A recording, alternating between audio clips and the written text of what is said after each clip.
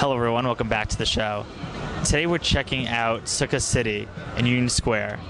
Reboot put together a contest, bringing together architects to create the Sukkah of the future. Let's take a closer look. Let's talk Sukkahs.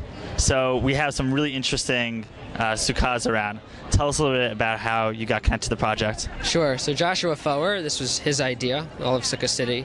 His brother-in-law and I once learned in yeshiva together 3 years ago in Ma'ale Gilboa in Israel. So his brother-in-law was looking for someone, trying to help out his brother, to someone rabbinic is how he put it, to basically come up with the laws of a sukkah and try and describe them in a way that architects might be able to understand. So that was my initial involvement, just the original guidelines for this contest. And there's a lot of creativity that's here, and all these sukkahs are kosher? Just about. So after they narrowed all the entrants, and there were 600, after they narrowed them down to 24, I went over all of those 24, all the designs that were given to me, and did my best to make sure that that they were all kosher. And those that weren't, I made suggestions about what would need to be modified. And then some of the architects, then after they got my email with the suggestions, called me to discuss this a little bit more and see how we could make some modifications. So for the most part, all of them then became kosher. There are a couple that have some minor issues which are easily tweaked. A few need just to add some more schach on them to make sure they've got more shade than sunlight. That's about 3 of them I think need a little more schach. And to you who don't know about the Sukkah, what are some of the requirements? Great. So Sukkah needs to have 2.5 walls, and the way that was once described to me, I think is beautiful, which is it's sort of like a hug. You have your chest, your arm, and a little bit of your hand, and that's kind of like you're being hugged. So Sukkah is kind of like God hugging the people who are sitting in the Sukkah. So 2.5 walls. It needs to be at least 40 inches tall. It needs to be at least 28 inches by 28 inches.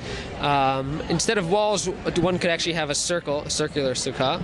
And the main component of a Sukkah is the schach, the roof, and that needs to be made of organic material which has been cut already from the ground. It has to still look like it came from the ground. It can't have been altered too much or too processed.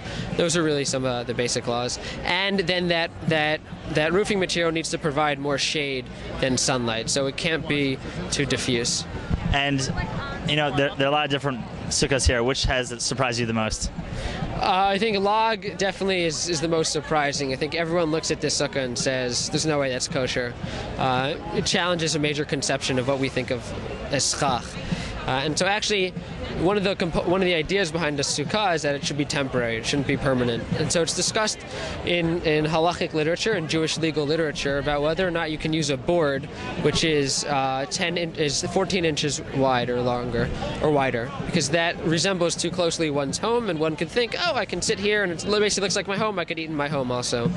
But log, even though it's much wider than that, because it's a branch, or in this case a trunk, it's actually okay because it really doesn't resemble what one would use for their home as a roof. And when you work with the architect, sometimes it's hard to explain certain traditions or even Jewish architecture. What were some of your methods? So I'd say really, and this is a little bit surprising, but I knew this. I have a background in engineering, and I used to be friends with a number of architects in school with me. Is that architects love working with boundaries and limitations. So architects love working with limitations, and so giving them all these limitations, even though they may seem totally out of the blue, such as the size and the material, ultimately many of them just looked at it and said, great, I'm going to try and find my own personal expression within the boundaries that I'm given. So I really didn't have so much pushback in terms of the laws. I think I just explained them in plain English, and even if they seemed strange to the architects, they felt fine working within them. Great. Thanks so much for your time. So what did you think about the Sukkah City? I think it's amazing that we get to share our culture with different people. I thought it was phenomenal. It was very Sukkah-ish in the city. It was very exciting. Ceremony. Sukkah City is now going to officially close. We've got Rabbi Danny Passau, who's spent time with all of the engineers making sure they all pass muster. Is going to close Sukkah City ceremonially by blowing the old ram's horn, the shofar, to a note of tremendous celebration. Danny.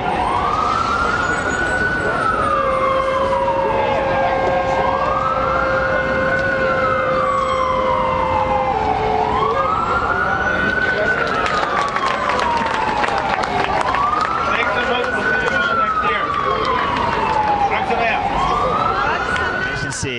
there's some really innovative sukkahs. This is Aaron Herman, and thank you for watching.